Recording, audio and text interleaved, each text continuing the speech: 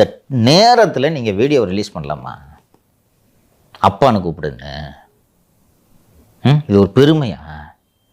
இது இன்னொன்று நல்லா கவனித்து பார்த்தீங்கன்னா, இந்த காயினை வந்து இவங்களா மீண்டும் மீண்டும் உருவாக்குறாங்க. இது ஒரு 15 நாளாக தான் நடக்குது தெரியுமா? இங்கே ஒரு சின்ன பிள்ளைங்களாம் பார்த்து பேசிகிட்டு இருந்தார்ல, அப்போ அந்த பிள்ளைங்களெல்லாம் அப்பா அப்பான்னு கத்த விட்டு அப்பா என்று அழைத்தனர்னு ஆரம்பித்து இப்போ வந்து இவரே இது ஒரு கேள்வி பதிலாக உங்களை அப்பா என்று அழைக்கின்றனர்.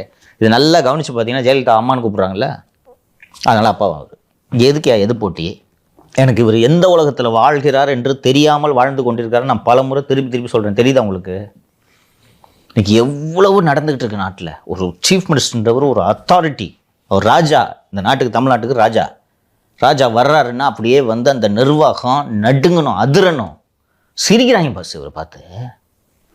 இப்படி நீங்கள் அதுவும் பண்ணையார் மாதிரி கால் மேலே இப்படி கால் தூக்கி போட்டு அந்த ஃபோட்டோவை எல்லாரும் பகிர்ந்துட்டு இருக்காங்க பார்த்தீங்களா? டிஎம்கே ஐடிவிங்கள இந்த ஃபோட்டோ புகைப்படத்தை ஒரு அந்த அந்த அந்த கல்லூரி மாணவர்களின் தாய் ரோட்டில் கத்திக்கிட்டு அழுகுதே, அதையும் இதையும் ஒரே நேரத்தில் பார்க்குற பார்வையாளர்கள் இதை எப்படி பார்ப்பாங்கன்ற அடிப்படை அறிவு வேணாமையா ஒரு முதலமைச்சருக்கு? எனக்கு 2-3 பேர் திமுகலேருந்து ஃபோன் பண்ணி வருத்தப்பட்டாங்க. மதுரை சிறையிலேருந்து வெளியே வந்தபோது என்னங்க சிஎம் போய் போன்சாய் செடின்னு சொல்லிட்டீங்க அப்படின்னு. ஏங்க உண்மையிலேங்க ஒரு அப்போ நிழல்லே வளர்ந்தாருங்க, அவருக்கு தெரியாதுங்க, சுய அறிவு கிடையாதுங்க அவருக்கு. அப்படி நான் சொன்னேன், இது தெரிஞ்சிருச்சா? எந்த தலைவராவது இப்படி நாட்டில் இப்படி ஒரு சூழல் நிலவிட்டு இருக்கிற நேரத்தில் இப்படி ஒரு வீடியோ வெளியிடுவாங்களா? உன்னை அப்பான்னு கூப்பிட்டானே, பெரியப்பான்னு கூப்பிட்டானே, என்னையாப்பா அதுக்கு நான் கேட்குறேன். இது ஒரு கேள்வியா? உருத்தவனை யோ இதெல்லாம் கேள்வியாக வச்சுக்கிட்டு இருக்கேன்ட்டு சொல்லணுமா? நம்ம ஒரு சிஎம் இவர் ரசிப்பார்.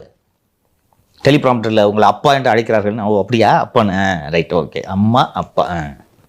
இதனால தான் இவர் கனவுலகில் வாழ்கிறார்னு மீண்டும் மீண்டும் நான் சொல்லி கொண்டு இருக்கிறேன். இந்த அதிகாரிகள் பயம் இல்லாமல் ஆட்டம் போட்டிருக்காங்க. நீ 4 பேர் நீ சஸ்பெண்ட் பண்ணி வீட்டுக்கு அனுப்பிச்சிருந்தானே இன்றைக்கி இந்த மாதிரி நடக்குமா? ஒரு அதிகாரிகளை தேர்ந்தெடுக்க தெரிகிறது அவருக்கு.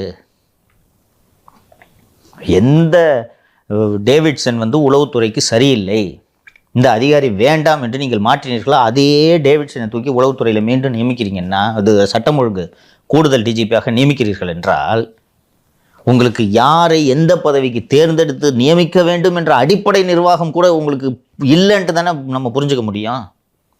இப்போ அடுத்து இன்னொரு வேலை பண்ண இருக்காங்க. இப்போவே இந்த நிகழ்ச்சியிலே பதிவு பண்ணிடுறேன் நான். திரு சங்கர் ஜிவால் அவர்கள் 30/6/2025 அன்று ஓய்வு பெறுகிறார். அவர் முதல்வர் எப்படி பொம்மை முதல்வரோ அதே மாதிரி இவர் பொம்மை டிஜிபி.